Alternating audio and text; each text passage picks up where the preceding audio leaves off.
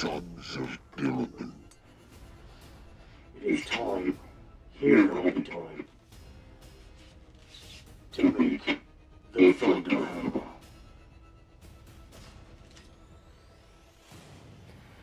Ooh. Oh, it's a hard work being a Space Marine, guys. As I said, we're going to make this Thunderhammer, guys. This thing is awesome. Stick with us. Let's get this done. So here's our Thunderhammer, guys. This is straight out of the game. We've got here the 3 different versions of it. It does have LEDs. We didn't put LEDs in it, but this gives you a sense of what we're going to make. So crew, this was done all on the K1 Max. I think I ended up doing about 12 individual parts for this. Now this was an Eco Industries file. I have added an extra length into the handle because I wanted to be about 5 foot tall, just to give that sense of scale, that sense of size, which I felt was a little bit short. Even though I'm super short, I needed a bit longer, I needed a bit bigger.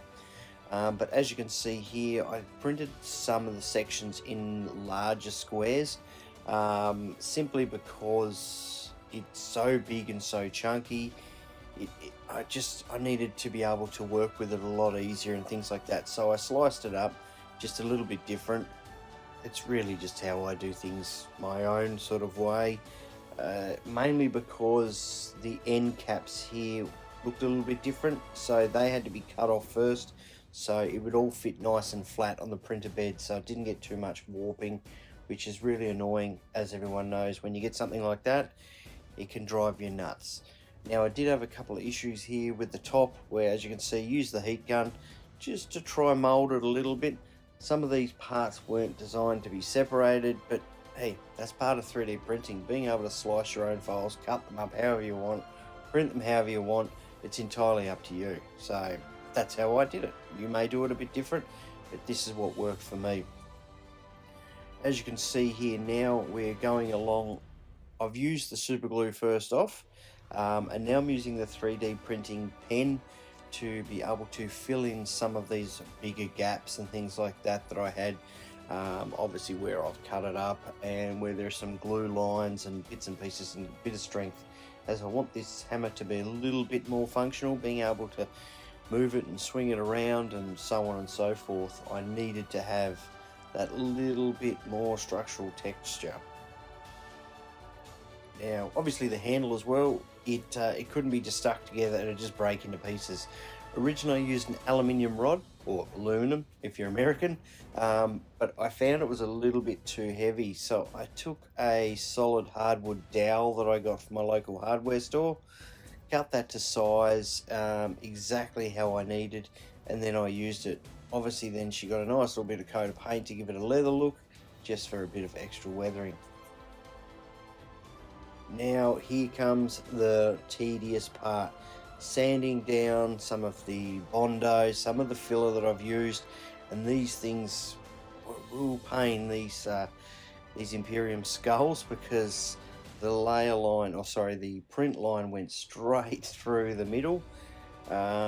If I did it again, I would probably separate the skull, separate the wings, take them off, print them separately, and that'd be one less job that I'd have to do down the track. But you never know. Sometimes these things work, sometimes these things don't.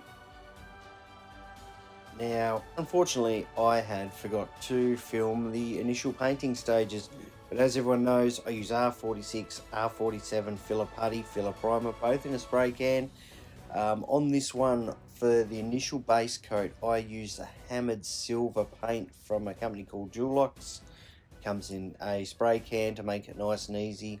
But what I'm doing here is just going through and adding my first weathering wash, just to sort of find out the deeper cracks and crevices and where I need to do a little bit of work, change a few things. So that was the first stage on the paint on that. On this second stage, I couldn't find the gold that I wanted. So what I ended up doing, something a little bit different, is I took a Montana Gold can of spray paint. Essentially I sprayed it into a little cup, and then I hand brushed it on there. Because of the fine details, I wasn't going to go ahead and tape everything and mask everything off. I was being a bit lazy, to be honest with you. But the effect that I got really come out good, and this gold, this chrome gold that Montana Gold has, just really pops. As you can see, a lot of the other models paints and miniature paints and even the spray can golds, they're just really dull. So for me, it was a no-brainer. Like, it's a thunder hammer, it's got to pop, it's got to shine, it's got to look amazing, and hopefully it comes across in the final product that of how that looks, that it was exactly right. However, it is a risky thing to do, as the Montana Gold and Montana Black paints aren't very hard wearing and they come off really easily. If you go sticker clear on top of them, you literally lose all that chrome shine. So it's a tough one. There's a medium that you've got to work with here, one way or another, but it turned out okay in this case.